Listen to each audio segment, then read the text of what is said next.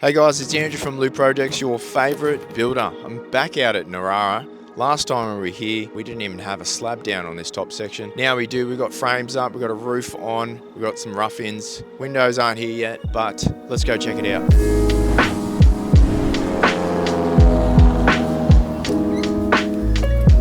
Okay, first thing I want to address is all these little paint marks on the wrap here. It's the Pro Climber stuff. It's an unfortunate situation, I guess. The wrap had been installed and then we noticed there was some sort of minor defects in the wrap. You know, shit happens really at the end of the day. Some things just don't turn out the way you want them to turn out. The great thing about Pro Climber, the service and the relationship we have, is that they addressed it straight away. Gave us a refund on a bunch of things too. It was only defective in the sense of the air tightness on the internal layer. And then I think we used a product called Aerosana, painted it on. Now it's all airtight again. At the end of the day, things like this happen, but it really is just about how we go about it in fixing the problem.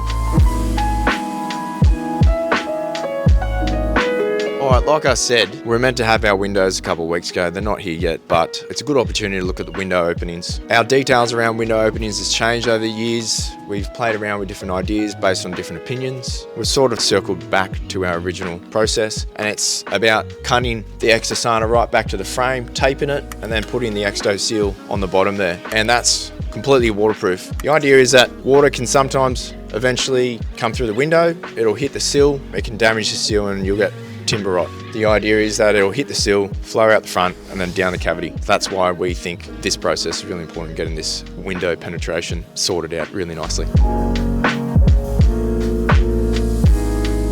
Alright, just to be clear, we're not building passive house on this project. The clients weren't really interested in that, which is absolutely fair enough, but we are trying to achieve a level of air tightness on the external membrane. So we have taped over the staples, and before we get linings on, we'll get a blower door test, which means it tests the amount of air that comes out of the house and comes into the house, and that'll determine how well of a job we've done here. The reason why we haven't put cladding on, which generally you would put your wrap on, battens on, and then cladding. We have not done that here because we want to get all of our penetrations done by our plumbers and electricians. That way we can put our rubber grommets, seal it nicely, and then we'll put our cladding on. That'll just mean our penetrations are actually airtight and weathertight.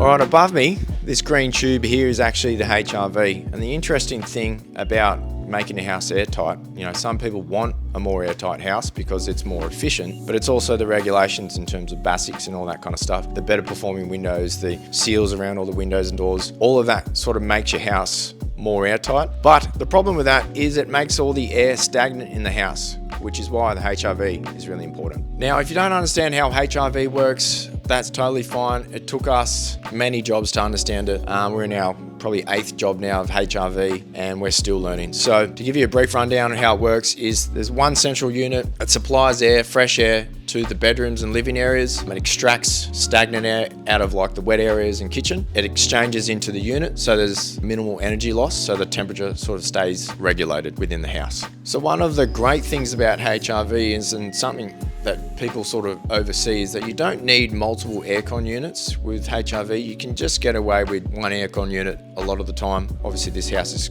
only got 2 bedrooms. So in this particular situation, we've got one aircon unit feed into the living room, but we've got ducting coming into these 2 bedrooms for zoning. And it just means that the conditioned air within the house is ventilated throughout the house with the HRV. So you get fresh air and that conditioned air into all the rooms regardless.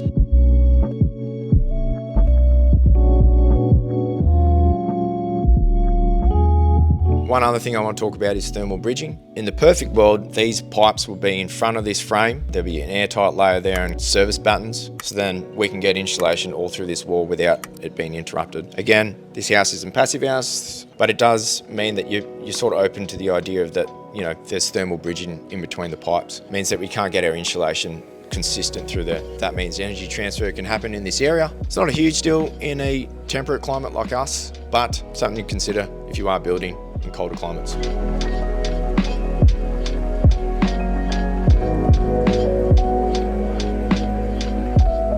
Everyone loves a curve and an arch these days, so we're getting pretty good at it. We're back in the shed. We've left Narara on site, but we are doing our circle framing here and our arch for the job here in better conditions in the shed. I've got Chris here, he's been building all these bits and pieces. So he's going to explain a few things, particularly around the arch, which is an oblong shape. So it's not a typical arch. So yeah, these are a couple of circular window frames that we created yesterday. We've packed them with insulation and lined them with FC. One's going to be in a bathroom, so we'll have a pretty specific detail around the waterproofing. This morning, however, I was on site measuring up for an oblong archway, quite a big archway on the lower section of the house. I guess the main difference between a circle and an oblong archway is that the calculations don't really work the same. So I'm going to use this perfect circle to explain how we create the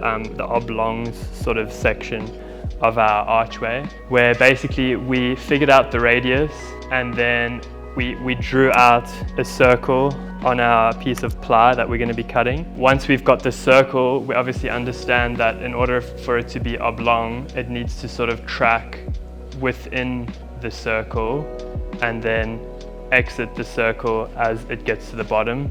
So there was a bit of calculations involved in that, but that's pretty much the gist of what we're doing this morning.